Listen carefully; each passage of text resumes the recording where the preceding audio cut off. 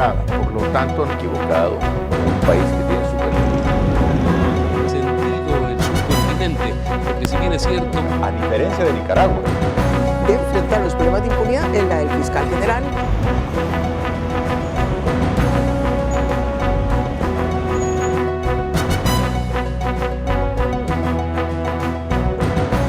Un gusto volver a estar con ustedes en el espacio Fernando Aguayo América. Cordiales saludos a quienes nos ven a través de la señal de Gama Visión en el Ecuador, por Mega TV en la Florida y por OnePlus TV en el Ecuador y en el mundo. Hoy tenemos como primer invitado a Daniel Adler. Él es experto en educación financiera, pero también experto en seguridad. Lo conocimos hace muchos años, hemos realizado varias entrevistas. El momento nos lleva a que por la coyuntura hablemos de este tema al inicio de la entrevista. La situación del Ecuador es bastante grave. Se ha tomado el narcotráfico nuestro país. En los últimos días hemos visto cómo llegaron dispositivos electrónicos a periodistas en medios de comunicación. Uno de ellos explotó. ¿Cómo se puede neutralizar esto? Sí, Fernando, realmente la situación es preocupante. De hecho, yo tengo ya 22 años viviendo o viniendo a la ciudad de Guayaquil. Este viaje mío en particular fue el que más me entristeció, ver las modalidades delictivas que hay. Hoy día está lo que se llama la vacuna, el secuestro extorsivo, el secuestro express. El secuestro express viene de hace rato, pero ahora se está eligiendo justamente las clases medias y las clases bajas, las clases más populares. Se está de alguna forma dispersando el delito en todos lados. No solamente el delito, sino la inacción que hay dentro de la policía, de las unidades especiales. Ecuador era un país conocido por tener gente, como se dice en Colombia, berraca a la hora de hablar en materia de seguridad, en estrategia, en táctica. ¿Pero qué está pasando ahora? ¿Por qué cree que está sucediendo esto? ¿Es de magnitudes? Ya a nivel de las embajadas, por ejemplo, en los Estados Unidos, en Europa, recomiendan no viajar al Ecuador. Eso es terrible. Exacto. Para nuestro país. Es realmente muy malo. ¿Cómo se puede neutralizar esto? Es realmente muy malo, especialmente considerando que el turismo es el tercer canal de ingreso de divisas, golpea la macroeconomía y realmente es un punto en donde el gobierno tiene que encontrar, o más que encontrar, permitir que las fuerzas especiales, las unidades especiales, realicen los trabajos también de seguridad, de rediseño de políticas públicas. Por supuesto, la ciudadanía tiene que estar alerta, pero la ventaja táctica, la ventaja técnica la tiene siempre el delincuente. ¿Por qué? Porque el delincuente, nuestro rival, ¿verdad? El delincuente va armado y anarcotizado, es decir, drogado y armado, lo cual es una combinación muy peligrosa. También tiene el factor sorpresa a su favor. El delincuente tiene la intención y la decisión de delinquir, de dispararnos y después robarnos, o de lastimarnos y después robarnos. Nosotros, por más que estemos prevenidos, estamos pensando en nuestro trabajo, en nuestro negocio, en nuestra familia. Entonces vamos por la calle conduciendo, no pensando en que vamos a ser víctimas a cada minuto, sino que vamos viviendo la vida. Entonces realmente es una situación en donde el Estado debería estar mucho más presente y mucho más preparado. En los actuales momentos, por ejemplo, en situaciones extremas y graves, las propias Fuerzas Armadas no pueden activar, incluso con su material bélico, diríamos así, con el armamento, porque las leyes en el Ecuador al final lo impiden. ¿Usted cree que se puede ganar la guerra si no actúa la policía y las Fuerzas Armadas con todo lo que tienen en cuanto a armamento? Porque se dice que en muchos casos superan lo que poseen los delincuentes frente a lo que tienen las fuerzas regulares del país. Sí, es una muy buena observación, Fernando, la que estás mencionando. Definitivamente estamos perdiendo la batalla, no la guerra, pero la batalla sí. Hay muchas batallas perdidas, hay muchos asesinados, mucha gente que ya murió, mucha gente lastimada. Hay una gran cantidad de damnificados que no presenta denuncia, o sea, no podemos saber cuáles son las estadísticas reales porque hay una gran masa de gente que opta por no denunciar los hechos ilícitos, producto de que ya no confían en las instituciones judiciales o en la policía. Igualmente no quisiera generalizar, pero eso es lo que está pasando en el Ecuador, lo cual es muy preocupante. Entonces, definitivamente, La policía, las Fuerzas Armadas, las unidades especiales, y sí que tenemos unidades potentes aquí, el GIR, el GEOP, el GEO,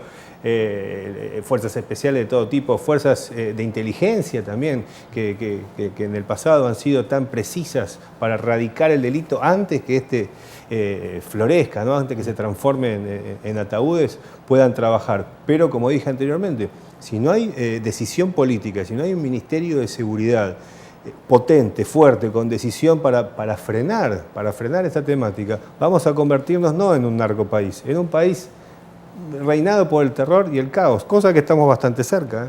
¿Estamos a tiempo si se imprimen políticas públicas adecuadas, si se pide cooperación, estamos a tiempo de salvar nuestra nación? Sí, por supuesto. Siempre, mientras hay vida, hay esperanza y se puede. Eso es lo que tenemos que saber. Por suerte, el Ecuador es gente fuerte, gente muy valiente, muy capaz en materia de seguridad.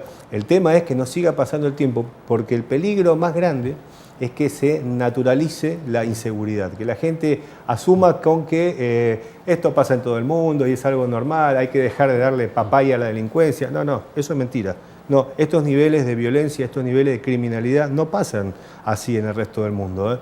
Pasan en lugares muy puntuales de México, en lugares muy puntuales de Argentina y cada vez en más lugares en el Ecuador. Pero no es algo que hay que naturalizar, hay que combatirlo con toda la firmeza y la fuerza. Hay que reducir el discurso y ser más eficaces ya en la práctica. Mira, voy a citar un versículo de la Biblia, de la Torá, que dice: menos palabras y más acciones. En materia de seguridad es menos palabras, hablar menos o no hablar y accionar muy fuerte y potentemente. Esa es la solución. Que la gente sienta que está segura. Que la gente esté segura más que se sienta, que la gente esté segura, que la gente pueda denunciar, que haya unidades de denuncias anónimas. Nosotros hace más de 20 años hemos propuesto eso, interacción con la ciudadanía, denuncias anónimas ciudadanas, unidades encubiertas que puedan repeler el delito, porque, como bien sabe Fernando, en materia delincuencial o criminal, la seguridad el 90% de la seguridad es prevención, el 5% es la reacción, tal vez el otro 5% es el factor suerte, pero tenemos que trabajar fuertemente con el factor disuasivo, con el factor preventivo. Ahí es donde se desatan todos esos nudos y donde podemos encontrar un presente mejor, volver a ser la perla del Pacífico, lo que fue siempre el Ecuador. Yo me enamoré de una ciudad distinta a la que es hoy, donde no había vacunas, no había extorsiones, a los comerciantes, a personas que alquilan un taxi en $30, $35 y le tienen que pagar una vacuna de $200 a los extorsionadores. No es el país no es la ciudad que yo me enamoré, eso hay que cambiar. Se requiere de cooperación internacional, se desplazaron las autoridades, el propio presidente hasta Israel, lo propio en Estados Unidos. ¿Se requiere esa cooperación o sin ella igualmente se puede actuar? Como yo dije antes, tuve el privilegio y el honor de conocer a los comandantes de unidades especiales en todas las ramas, en todas.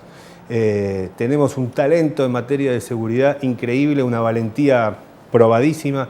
Creo que no hace falta la intervención de ninguna fuerza extranjera. Si es ecuatoriano, es mejor. El apoyo del gobierno ecuatoriano es fundamental. Es indispensable. Si no hay una decisión política, si un policía a la hora de capturar a un delincuente o desenfundar un arma para proteger a un bebé, a una señora, piensa que va a ir preso 20 años, ¿cómo va a osar tocar un arma? O sea, realmente tenemos que darle a entender, mediante un mensaje claro y transparente, que la fuerza de seguridad, con previo entrenamiento también de calidad, tiene la potestad y tiene la obligación de cuidar al activo más valioso que tiene el Ecuador, que es la gente. Y no solamente el gobierno, estamos hablando del Estado ecuatoriano, la función legislativa, el ámbito judicial.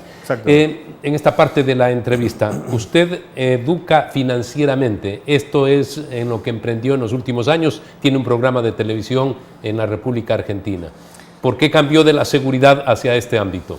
Bueno, las razones son muchas. Una de las razones justamente fue que entendí que la seguridad a corto plazo sí tiene que tener políticas represivas en donde pongamos orden y disciplina y donde haya una acción y una reacción, un acto de maldad, un castigo inmediato y potente.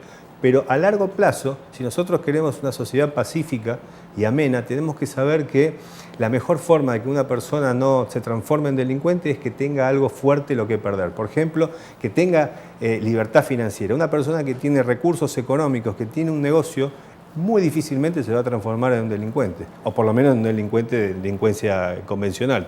Si deja de pagar impuestos o trafica algo, es algo que es incontrolable, pero la solución a largo plazo para este y muchos otros problemas de una sociedad es crear patrimonio, es generar patrimonio. Por eso es tan importante el tema de la educación financiera. Aparte de eso, en Latinoamérica en general y en Ecuador en particular, menos del 1% de la población tiene educación financiera. Les cuesta a veces reconocer qué es un activo, qué es un pasivo, cuál es la diferencia de una meta, de un objetivo, la importancia de crear una marca personal, un negocio para poder trascender. Y eso es lo que nosotros humildemente charlamos y damos seminarios, por supuesto, gratuitos. Yo siempre le digo a nuestros amigos y a nuestros clientes, la educación financiera es un derecho, es una obligación y es una responsabilidad y nadie tiene que cobrar por eso, ni menos aún pedir dinero para determinados temas. Saber también que en este mundo financiero hay mucho estafador, hay mucha gente que hace esquemas piramidales, por eso nunca darle el dinero a nadie más,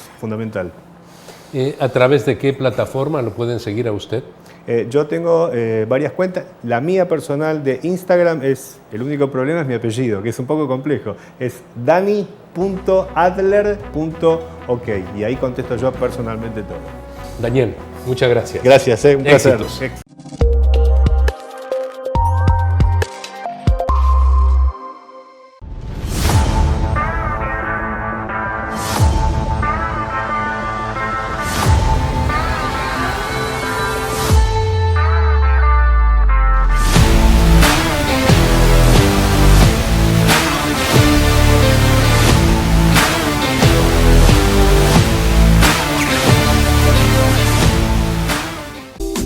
Verde Fruit, el camino para acercar los productos de América Latina a los Estados Unidos.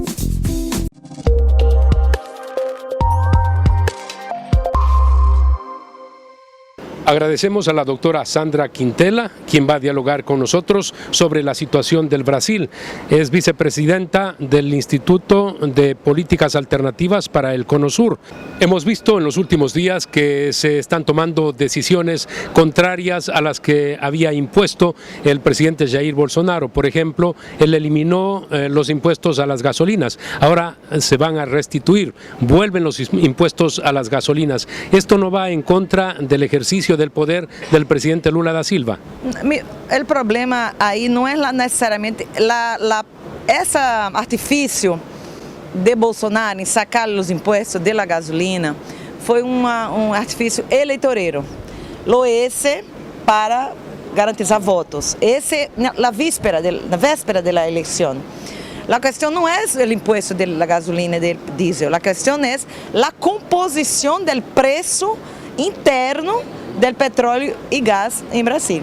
Porque desde el governo Temer se criou uma política de paridade de preço que compara os preços em Brasil com o preço internacional. Então, a composição do preço da gasolina, do diesel e tudo isso não é hecha a partir dos custos, é hecha a partir do preço internacional. Então, o que passa? Dolarizaram o preço da gasolina interna. Então, se hoje a gasolina em Brasil é uma das mais caras do mundo, por quê? Porque está compatível em dólar e não na moeda nacional e não com os custos de produção. Para quê? Para garantizar os dividendos aos inversionistas estrangeiros, principalmente na Bolsa de Nova York.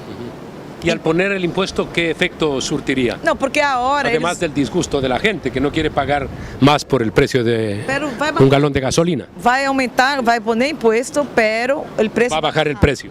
Vai bajar o preço, porque essa composição de preço é absolutamente artificial. Esto es muy importante, esa aclaración. Va a bajar el precio, igual va a poner impuestos a la gasolina. ¿Por quê? Porque é uma composição artificial para garantizar ganâncias a los inversores, a los acionistas. Por quê? Porque a Petrobras, sabemos, né, as petroleiras são comercializadas as ações no mercado internacional. e ganham uma fortuna. Somente o ano passado, o ano retrasado, agora não recordo bem, foram 100 mil milhões de dólares em dividendos para os inversionistas, solamente a Petrobras. E essa plata poderia ser usada, por exemplo, para baixar o preço interno do combustível, por exemplo, poderia ser usada para ser inversões sociais, para investir em educação, saúde, que era o planteo inicial quando se descobriu, por exemplo, o pré-sal, que uma parte do pré-sal seria para saúde e educação. Ou seja, há formas... La extracción de petróleo a través de este sistema en el fondo marino. Fundo marino, sim. Eso es el presal. Exatamente, o pré-sal foi uma grande descoberta da Petrobras, descobriu toneladas e toneladas e toneladas de ¿Está en producción ahora? Está em produção. E o que passa? Foi por isso que foi feito o golpe também contra a presidenta Dilma, não? Foi todo um motivo que se tem hoje muitos estudos, muitas análises que comprovam a vinculação da descoberta do pré-sal com a Operação Lava Jato, que foi essa operação que levou Lula à prisão, e com o golpe contra a presidenta Dilma. Ou seja, há um vínculo de geopolítica do petróleo em el golpe, a prisão, em Lava Jato e tudo isso que vincula diretamente a Petrobras aos interesses internacionais. ¿Cuán importante es en estos momentos el petróleo para la economía brasileña? Lógicamente, pues es importante lo que tienen frente a las costas de Santos, igualmente Río de Janeiro, en el mar está el petróleo para los brasileños, pero ¿cuán importante es depender o no del petróleo brasileño para la economía? Mira, la discusión acá en Brasil sobre el petróleo es muy restrita a setores como os engenheiros, os petroleiros, não é como o Equador, que é uma discussão ampla, os setores, movimentos sociais. Todos sabem o que passa com o petróleo. Todos sabem o que passa, que é uma central na economia equatoriana. Acá não é assim. Acá em Rio, sim. Acá em Rio, por exemplo, Rio tem, por exemplo, a principal feira de petróleo e gás offshore do mundo acontece acá. Rio de Janeiro vive praticamente do petróleo e gás. E é uma economia basada em el petróleo. Então, se tu caminhas por aí, por Macaé e tal, você vai ver acá mesmo, na Baía de Guanabara, a produção de las, porque Lula, incluso no primeiro e segundo governo, puso muita financiação para a produção das plataformas de petróleo que foram... En el mar, sí, las plataformas submarinas. Pero juega um papel fundamental, pero o que passou com o governo Bolsonaro? Foi simplesmente destroçada a cadeia produtiva pública de petróleo. As distribuidoras foram privatizadas, não? As distribuidoras, refinarias foram privatizadas. Praticamente, solamente sacamos o petróleo hoje em dia do mar. Todo o resto está na mão já dos interesses privados. Vamos ver como vai ser o enfrentamento a esse espectro da economia, que é muito importante, porque tem que dominar a cadeia produtiva, não somente a extração, não? A nivel internacional se han dado vínculos importantes con el presidente Joe Biden en la visita que hizo a los Estados Unidos, dando una muestra de la apertura al mundo que también fue mencionado, este efecto posterior en el discurso inaugural de la presidencia. Él dijo que Bolsonaro los había aislado y que volvía a la comunidad internacional. ¿Qué va a traer esta relación? Mira, la reactivación de los BRICS, certamente. Los BRICS, Brasil, Rusia, China, India e Sudáfrica. BRICS. E o BRICS Plus também, né? Entre Argentina, México, Irã, não sei. Vai se ampliar o BRICS, certamente, nesse mundo multipolar. O Brasil intenta fazer, como sempre, conexões com todos os blocos.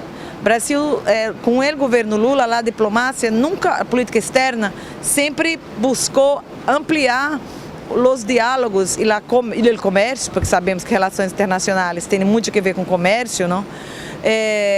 Dos países, o bloco europeu, o bloco asiático, africano, sul-americano, lá Unasul.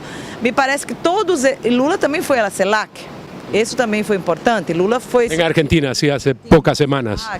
que CELAC, Faltaron varios países, pero recordar que se había retirado de la CELAC Brasil por decisión de Jair Bolsonaro y ahora volvió ya con el presidente Lula. Exato, e CELAC é um espaço super importante porque reúne todos os países da América Latina e Caribe, menos Estados Unidos, que não é o caso da OEA, né? Sin dejar de decir que es importante la OEA, donde están todos los países. Sim, pero sua política temos que questionar também, não?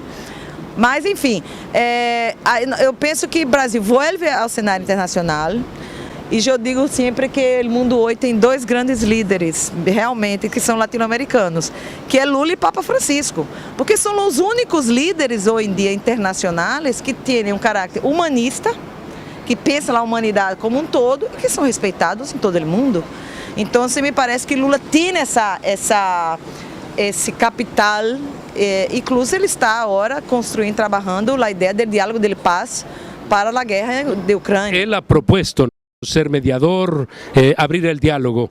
¿Creen que va a tener resonancia internacional? ¿Va a haber aceptación internacional a esa propuesta del presidente Lula? Lula vai à China agora. Ele está indo à China. E me parece que o que vai passar em China será muito determinante, porque China também está... Claro, se ha propuesto eso. Propuesto isso também. Quizás lo van a hacer en conjunto. Então vamos esperar um pouco mais essa viagem à China, porque se há esse diálogo China-Brasil para esse propósito, me parece que sim, que ganha muito mais uma dimensão mais forte, mais vigorosa para esses diálogos de paz, porque essa guerra, me parece, tem que parar, não? Porque aonde vai parar? Muy importante esta parte de la información en virtud de que efectivamente Brasil ha propuesto ser mediador por la paz en la invasión rusa hacia Ucrania, lo propio China. Vamos a ver qué pasa en el futuro. Tenemos que hacer el segundo corte, retornamos para el último bloque en esta entrevista.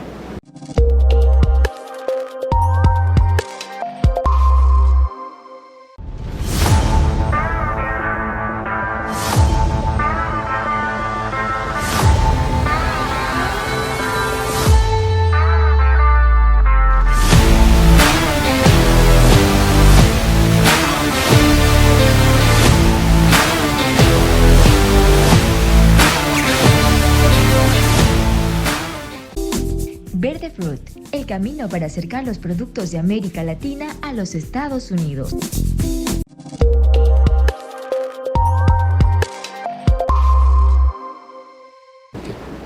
Doctora, usted es vicepresidenta del Instituto de Políticas Alternativas para el Cono Sur. ¿Qué es lo que están haciendo ustedes? Instituto Pax é um instituto que trabalha toda a parte de análises e práticas também, não? E nós acreditamos que as lutas territoriais, a partir das experiências que têm os pueblos, com sua própria prática, com seu modo de viver, com seu modo de ser, é uma grande alternativa. Então, temos trabalhado muito para o fortalecimento dessas resistências através da agroecologia, através da economia solidária, através de economias feministas, através da produção de sua própria comida, de seu alimento, em las ocupações urbanas. Ou seja, há uma gama infinita. Em Brasil, e nos últimos anos, que foram anos muito duros que vivemos aqui, a pandemia e pandemônio do governo, houve muita resistência e muita criatividade para enfrentar essa realidade tão dura. Estamos hablando de emprendimientos en todos los órdenes. Empreendimentos, iniciativas, formas de solidariedade, o trabalho da terra, o trabalho de cuidado, o trabalho de circuitos locais de comercialização, de consumo, de produção de la vida, né? De produção de la vida, porque estamos falando de um sistema de muerte, que é esse sistema que estamos a viver hoje, o sistema econômico. E quando falamos de alternativa, estamos falando de um sistema que produz a vida. E é isso que apostamos, em uma produção de viver, nessa produção de uma vida ampla, de uma vida com fartura, uma vida que garantisse os meios necessários, e é nisso que apostamos, em todo o Brasil, e também como Pax, fazemos parte da rede Jubileu Sul Américas, que está hoje em dia em 19 países da América Latina e Caribe, também estamos em Equador, com os companheiros de ação ecológica, e também em outros países como Argentina, Uruguai, Paraguai. Estamos também numa peleia grande com relação à reestatização da Eletrobras, muito preocupadas com a situação de Itaipu, porque Itaipu, com a privatização da Eletrobras, está hoje dentro de uma autarquia. Estamos hablando de un sector en donde hay un poderío de electricidad que obviamente fue hecha de forma compuesta con otros países y ahí tienen que definir un poco el futuro. Exato. Itaipu, né, tem 50 anos agora, está fazendo 50 anos, 73. Foi hecha por Stroessner e Médici, dois ditadores. Pero tiene essa característica muito particular, é a única hidrelétrica em el mundo que é construída por dois países. Fronteira, na região de segurança nacional, não? Então, é um caso muito particular. Pero agora, com a privatização da Eletrobras, que foi feita o ano passado, apagada a luz do governo Bolsonaro, e a Eletrobras é a dona de Itaipu, entende? Da parte brasileira. De la parte Paraguai, la ANDE, e da parte brasileira, ela é Eletrobras. O que passará com a privatização desses 50% aí? Como vai ser a comercialização da energia? Hoje em dia, a comercialização da energia de parte do Brasil já é muito desfavorável ao Paraguai. O Brasil tem uma relação muito desigual com o Paraguai em relação aos custos, às tarifas e etc. O acordo Lula-Lugo, que foi feito em 2009, cambiou bastante esses termos. O presidente Fernando Lugo. Cambiou bastante esses termos de troque. Pero, todavia, há coisas a serem feitas. Este ano, há a revisão do anexo C, que é o anexo que trata de las tarifas, de las deudas e tudo isso. É o único anexo, é a única fecha que há em acordo de Itaipu Binacional. Então, estamos aí também involucradas nesse processo de discussão da revisão, que começa agora em agosto. E já estamos nos mobilizando aqui em Brasil também, em Paraguai, com os compas aí, para que seja uma negociação justa, principalmente para o povo de Paraguai e para o povo brasileiro, que também pagam das tarifas elétricas mais caras do mundo, só perde para a Alemanha, para que tenham uma ideia. En la parte final hubo una reunión de la ministra del Ambiente con John Kerry. ¿Cómo se puede trabajar en conjunto con Brasil y con el nuevo gobierno? Bueno, a questão é que a Amazônia ela não pode se tornar uma moneda de trueque. Há interesses enormes sobre a Amazônia hoje, né? Por quê? Porque há toda uma reconfiguração global do mercado financeiro, onde os ativos verdes ganham uma grande importância agora. Pero, o que significa isso? Significa que a Amazônia tem que estar lá preservada para que renda, para que ganhe muita plata os que têm os títulos daquela floresta parada. Como vai ser a população que vive aí, os indígenas, os quilombolas? No son los beneficiarios quienes habitan en esos sectores. Eso es lo que tendría que cambiar en este tipo de acuerdos. Isso que precisa ser prioritário. A preservação da floresta, pero também a preservação dos modos de vida das pessoas que vivem e mantiveram essa floresta de pé. Sem essa gente, não haveria floresta. Se não houver os indígenas, não haveria mais florestas. Então, essa é a nossa preocupação. Que essas discussões, Estados Unidos, sabemos, têm interesse. Os Estados Unidos controlam o mercado financeiro global. Os principais fundos de inversões, tudo isso são dos Estados Unidos. Então, eles controlam o mercado financeiro global. E que interesse do mercado financeiro global tem em ganhar plata com a preservação da Amazônia? Temos essa preocupação, porque nossa visão é a preservação da vida da gente e da floresta, os direitos da natureza e os direitos da gente que aí vive. Essa é a nossa preocupação. Doctora, muchas gracias.